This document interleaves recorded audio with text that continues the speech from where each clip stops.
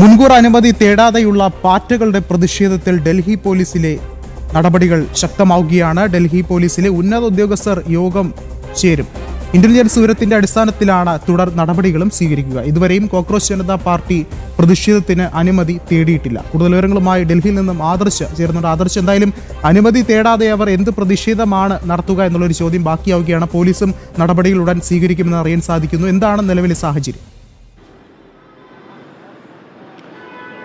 വിഷ്ണു, നിലവിൽ ജാഗ്രതയോടെ നീങ്ങാൻ തന്നെയാണ് ഡൽഹി പോലീസിൻ്റെ തീരുമാനം. ഈ കോക്രോച്ച് ജനതാ പാർട്ടി ആകട്ടെ ഈ സമരത്തിന് അവരുടെ പാർട്ടിയുടെ സ്ഥാപകൻ അഭിജിത് ദീപ്കെ വിദേശത്ത് നിന്ന് എത്തിയതിന് ശേഷം പാർലമെൻറ്റ് സ്ട്രീറ്റ് പോലീസ് സ്റ്റേഷനിലെത്തി അനുമതി വാങ്ങി പിന്നീട് അവിടെ നിന്ന് ഈ സമരവേദിയായ ജന്തർ മന്ദറിലേക്ക് എത്താം എന്നുള്ള ഒരു കണക്കുകൂട്ടലിലാണ് ഈ കോക്രോച്ച് ജനതാ പാർട്ടി മുന്നോട്ട് പോകുന്നത്.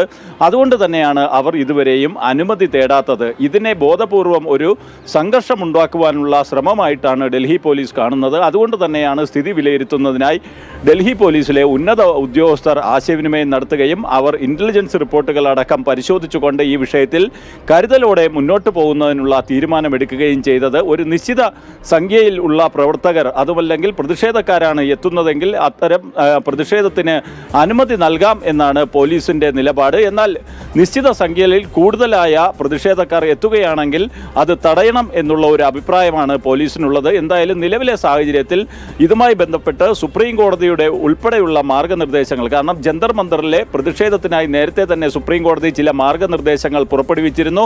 ഇതൊക്കെ കോക്രോച്ച് പാർട്ടിയുടെ ഭാഗത്ത് നിന്ന് ഈ പ്രതിഷേധത്തിന് എത്തുന്നവർ പാലിക്കുന്നുണ്ടോ എന്നുള്ള കാര്യവും പോലീസ് നിരീക്ഷിക്കും.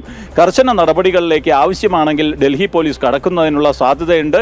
എന്തായാലും ഇതുമായി ബന്ധപ്പെട്ട് ഈ കോക്രോച്ച് ജനതാ പാർട്ടിയുടെ വക്താക്കൾ ഇന്നും മാധ്യമങ്ങളെ കാണുന്നതിനുള്ള സാധ്യതയുണ്ടെന്നാണ് ഇപ്പോൾ അറിയാൻ കഴിയുന്നത്. എന്തായാലും നിലവിലെ സാഹചര്യത്തിൽ ഡൽഹി പോലീസ് ഈ വിഷയത്തിൽ കരുതലോടെ മുന്നോട്ട് പോകാം എന്നുള്ള ഒരു നയം തന്നെയാണ് സ്വീകരിക്കുന്നത്. ഒപ്പം തന്നെയാണ് അവർ ഇന്റലിജൻസ് റിപ്പോർട്ടുകൾ ഗൗരവത്തോടെ എടുക്കുന്നത്. കാരണം നേരത്തെ തന്നെ രാജ്യവിരുദ്ധ കൂട്ടായ്മയാണ് ഈ കോക്രോച്ച് ജനതാ പാർട്ടി എന്ന തരത്തിലുള്ള രഹസ്യാന്വേഷണ വിഭാഗത്തിൻ്റെ റിപ്പോർട്ടുകൾ ഉണ്ടായിരുന്നു. ഇതെല്ലാം കണക്കിലെടുത്തുകൊണ്ടാകും ഡൽഹി പോലീസ് ഇത് സംബന്ധിച്ച ഒരു തീരുമാനത്തിലെത്തുക. ആവശ്യമാണെങ്കിൽ കരുതൽ തടങ്കൽ ഉൾപ്പെടെയുള്ള കാര്യങ്ങളിലേക്ക് ഡൽഹി പോലീസ് കടക്കുന്നതിനുള്ള സാധ്യതയുണ്ട്. എന്നാൽ ഇതെല്ലാം ഈ പ്രതിഷേധത്തിൻ്റെ സ്വഭാവം കണക്കിലെടുത്തായിരിക്കും പോലീസ് കൂടുതൽ നടപടികളിലേക്ക് കടക്കുക എന്നാണ് ഇപ്പോൾ മനസ്സിലാക്കാൻ കഴിയുന്നത്. അതുകൊണ്ട് തന്നെയാണ് ഉന്നത ഉദ്യോഗസ്ഥർ തമ്മിൽ ആശയവിനിമയം നടത്തുകയും അവർ യോഗം ചേർന്നതിന് ശേഷമായിരിക്കും ഈ കോക്രോച്ച് ജനതാ പാർട്ടിയുടെ ജന്തർ മന്ദറിലെ പ്രതിഷേധവുമായി ബന്ധപ്പെട്ട് എന്ത് തരത്തിലുള്ള നിലപാട് സ്വീകരിക്കണം എന്ന കാര്യത്തിൽ അന്തിമ തീരുമാനം എടുക്കുകയുള്ളൂ. നിലവിൽ പോലീസ് നൽകുന്ന വിവരമനുസരിച്ച് ഇന്റലിജൻസ് റിപ്പോർട്ട് പരിശോധിച്ച് അതിനനുസരിച്ചുള്ള നടപടികളുമായി മുന്നോട്ട് പോകുമെന്ന് തന്നെയാണ് നമുക്ക് മനസ്സിലാക്കാൻ കഴിയുന്നത്. വിഷ്ണു, ശരി, ആദർശാണ് വിശദമായ റിപ്പോർട്ടുകൾ